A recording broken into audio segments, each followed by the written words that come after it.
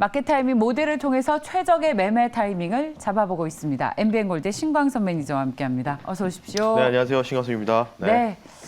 신광선 매니저께서 특히 G20 회의 결과에 주목을 하고 계시고 이번 주 드디어 막이 올라갑니다. 그리고 어제 있었던 아시안 회의에서는 북한과의 이슈에 한미 일 세 정상이 머리를 맞대는 그런 모습이 보였고요. G20에서는 아마 전쟁 관련 이슈가 좀 나오지 않을까라는 예상들이 많이 나오고 있습니다.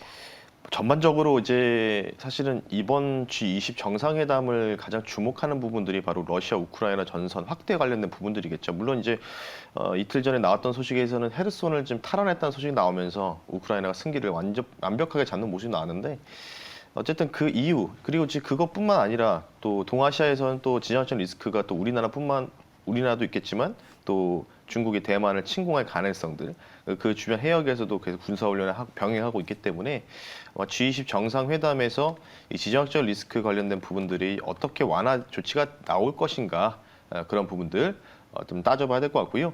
따라서 이제 그에 대한 부분들로 인해서 또 주요 일정들을 한번 가지고 나왔습니다. 네. 보면서 말씀드릴게요. 예. 첫 번째는 오늘은 사실은 그렇게 우리나라 미국에서 경제 지표에서는 크게 뭐 영향받을 건 없을 것 같아요. 근데 이제 가장 중요한 거는 미국과 중국의 정상회담 이런 부분들. 지금 계속 이제 정치적인 부분들, 이제 글로벌 정치적인 관련된 이벤트들이 좀 질비하다는 거겠죠.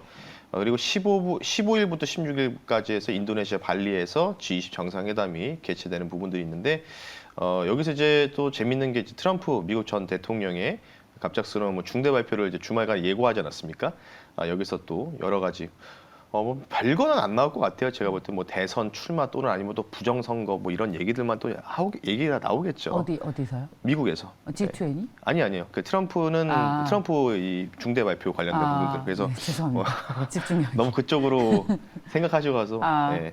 전 대통령이죠. 트럼프는. 예. 그래서 이제 트럼프 대통령이 뭐 별다른 얘기는 없지 않을까 뭐 이렇게 생각하고 있고 그리고 이제 그 소비자 물가지수 CPI에 좀 선행할 수 있는 게 바로 생산자 물가 지수겠죠. 요게 이제 소비자 물가 지수 다음 달에 반영을 하기 때문에 15일 날 이 10월 달 또 이제 저녁 10시 반에 또 나올 겁니다. 생산자 물가 지수로 또 미국 증시가 요동칠 가능성이 있다. 이렇게 보시면 좋을 것 같고 그리고 뭐 넘어가서 소소하게 넘어갑니다. 소소하게 넘어가고 이제 목요일 날은 드디어 이제 그분이 오시죠. 네옴시티 관련주 테마를 만드신 분 바로 빈살만 왕세자가 소공도 롯데호텔을 뭐 다 예약했다 절반을 뭐 이런 얘기 나올 정도로 이런 얘기 나오고 있고요. 그래서 그리고 나서 좀 주목하는 테마 쪽에서는 이제 G스타 아실 겁니다. 2022가 개최되는 부분들 이렇게 좀 보시면 좋을 것 같기 때문에 그리고 이번 주 금요일 날은 미국의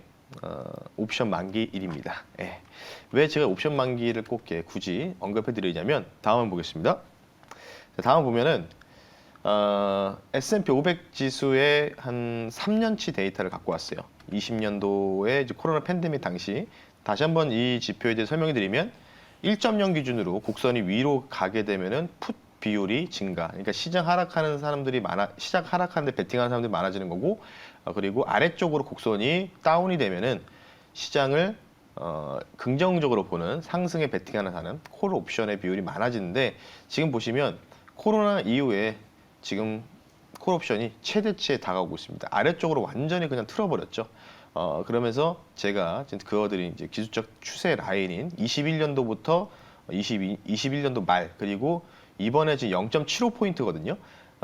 거의 지금 다 왔는데 여기에서는 아마 자연스러운 리바운딩이 좀 나올 가능성은 좀 배제할 수 없다. 이렇게 좀 말씀드리고 싶고 또 제가 또 따로 이제 보는 모델 중에서 공개를 좀 해드리면 다음만 보겠습니다.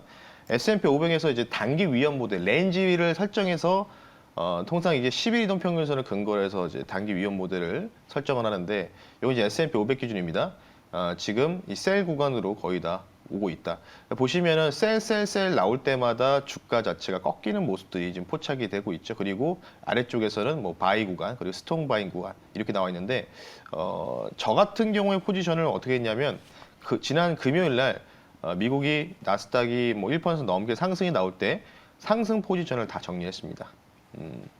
다 수익 실현을 했습니다. 제가 그 관리해드린 고객분들은 다 금요일 날 그 수익 실현 다 했고, 왜냐하면 이 단기 위험 모델이 셀 구간으로 넘어간다는 거는 다시 또 차익 실현 물량들이 나올 수 있거든요. 물론 이제 나스닥이 별로 올라간 거는 없겠지만 S&P 500 기준으로 지금 일단 셀 구간을 이동하고 있다는 거는 이 상승이 오늘이나 내일 정도까지밖에 이어지지 못할 것이라는 결론에 도달했기 때문에 미국 상승에 베팅하는, 그러니까 쉽게 얘기해서 TQQ라고 여러분도 아실 겁니다. 그거를 금요일 날 전량 다 수익 실현을 했다. 이렇게 좀 보시면 좋을 것 같은데, 물론 이제 셀 구간으로 이동하겠지만은 다음 한번 보면서 말씀드릴게요. 계속 말씀드리지만 그 자사주 바이백, 이제 이 자사주 바이백의 절정 구간에 들어갑니다. 지금 날짜 보시면 오늘이 11월 14일인데 지금 11월 14일에 지금 중간 이 구간에 네모칸으로 표시되어 있는 데 보이시죠? 바로 S&P 500의 바이백 관련된 부분들인데, 그러니까 여기서 더 이상 늘지는 못한다는 겁니다. 지금 보시면 곡선이. 그러니까 올라가면 올라갈수록 바이백을 할 수 있는 물량들이 많아지는 건데, 지금 보시면 10월 마지막 주부터 크게 상승이 나오다가 어떻게 되냐? 점진적으로 11월 들어서 이제 이 부분들이 이제 절정 구간에 돌입을 하고 있죠.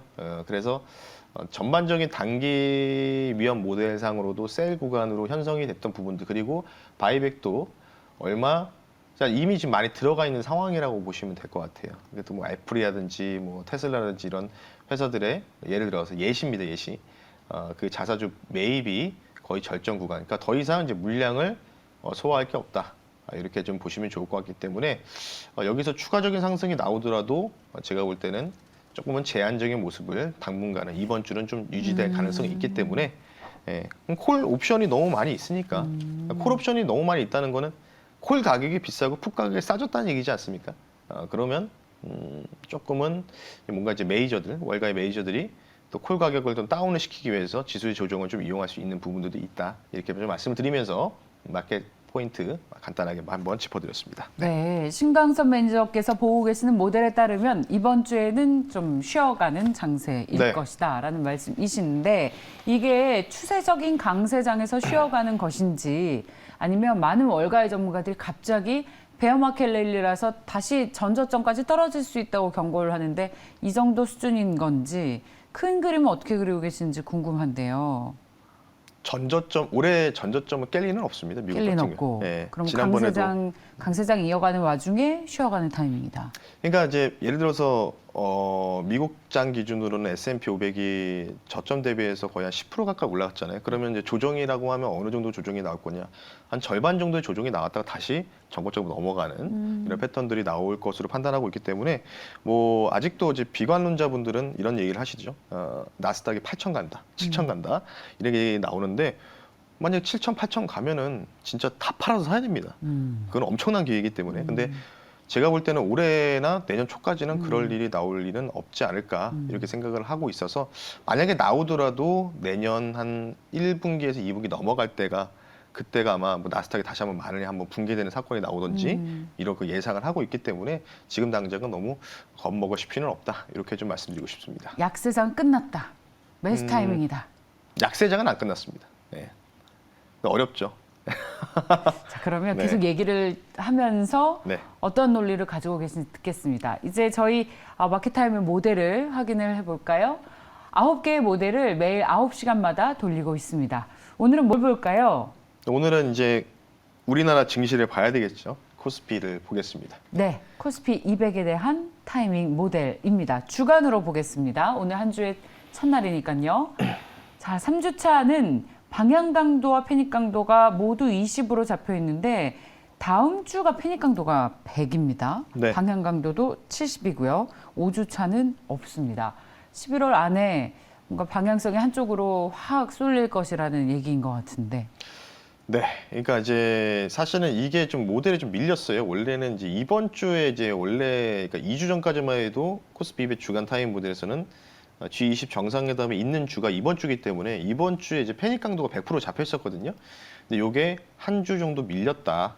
이렇게 좀 보시면 좋을 것 같고, 그래서 다행인 거는 이제 G20 정상회담에서 큰 뭔가 이슈는 그래도 다행히 이제 이루어지지 않을 가능성이 있지 않을까 이렇게 생각이 들어서, 근데 문제는 그 이후에 그 다음 주가 조금은 이제 패닉 강도가 잡혀 있는데, 우리나라 증시가 너무 많이 그러니까 올라가는 건 좋은데 너무 급하게 올라갔습니다. 예. 아마 뭐 앵커님도 많이 동의를 하실 거예요. 그래서 너무 이제 좀 쫓아갈 수 없을 정도로 그냥 치고 가버리잖아요. 좀 최근에 보면은 갭을 띄우고 그냥 갭 조정도 안 나오고 그냥 계속 유지를 하고 다음날 또 갭 띄워버리고. 지금 물론 이제 지난주 같은 CPI 발표로 인해서 뭐 3% 가까이 급등이 나왔기 때문에 뭐 어쩔 수 없지만 어쨌든 이번 주에는 좀 어느 정도 숨고르게 나오지만 다음 주에는 어느 정도 조정을 좀 대비해야 되지 않을까. 그러니까 이번 주까지 조정이 안 나오면 다음 주는 무조건적인 조정이 나온다고 좀 보시면 좋을 것 같기 때문에 그 확률적인 부분들을 좀 보시면 좋을 것 같고, 제가 한번 이제 방송에서 제가 어떤 얘기를 했는지 과거 내용 복기를 해봤어요. 근데 이거를 제가 한번 가지고 나왔는데 이게 10월 27일에 갖고 나온 내용이거든요. 보시면 CTA, 그러니까 월가에서 이런 선물 옵션 딜러 트레이더들의 이제 전반적인 포지션들인데 레벨 2 바이를 어떻게 진행했냐. 그러니까 과거 내용 한번 살펴보자는 거죠. 제가 미국은 약간 하향했지만 이날 국내는 상향했다고 말씀드렸는데 그러니까 진짜 실제로 미국장 대비해서 우리나라 증시가 굉장히 아웃퍼폼을 많이 하지 않았습니까?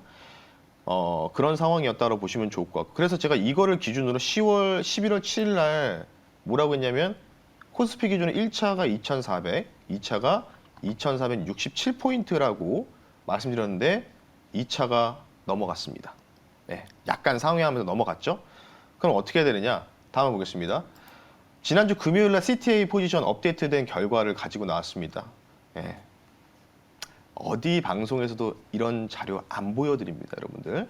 자, CTA 포지션 얼티메이터 보시면 네. 323.25 코스피 200 기준입니다. 우리나라 증시는 맨 우측에 두 번째 칸에 있다. 레벨 2 바이 쪽에서 323.25포인트인데 요 라인이 딱 2,470포인트 내외입니다. 네. 그러니까 지금 월가에서 생각하는 상향 추정치까지 다 왔어요. 그럼 어떻게 해야 될까요? 네. 여기서는 더 이상 추가적인 상승이 나오면 파셔야죠. 네. 레벨 2 바이 구간에서 넘어갔기 때문에 파셔야 된다는 거죠. 이게 일주일 단위로 이제 업데이트되고 세부적인 거는 이틀 단위로 업데이트 되거든요. 지난주 금요일 날 종가 기준으로 보니까 323.25포인트까지 다 왔다. 그러니까 원래 우리나라가 323을 넘어갔었는데 금요일 날, 그러면은 외국계에서는 차주를 위해서 이 포지션을 좀 더 레벨 2 바이로 올려요. 한 5포인트, 10포인트 올리거든요. 근데 안 올렸습니다. 안 올렸다는 뭐냐면 증시가 이제 여기서는 상승이 제한적인 부분이 있다는 거죠. 그러면 지금 어떻게 될까요? 진짜 종목별 장세로 가는 겁니다. 대형주가 많이 치고 왔기 때문에 그럼 대형주 중에서 못 간 종목들이 또 올라올 것이고, 그리고 대형주 중에서도 못 갔으니까 대형주가 많이 가버렸으니까 중소형주들이 또 치고 올라갈 수 있겠죠. 그래서 오히려 개인적으로 이번 주는 코스피는 좀 상승을 멈추겠지만 오히려 코스닥에 뭔가 월반을 기대해 보면 한다. 이렇게 좀 말씀드리면서 오늘 마켓 타이밍 간단하게 이렇게 좀 말씀 한번 드려봤습니다.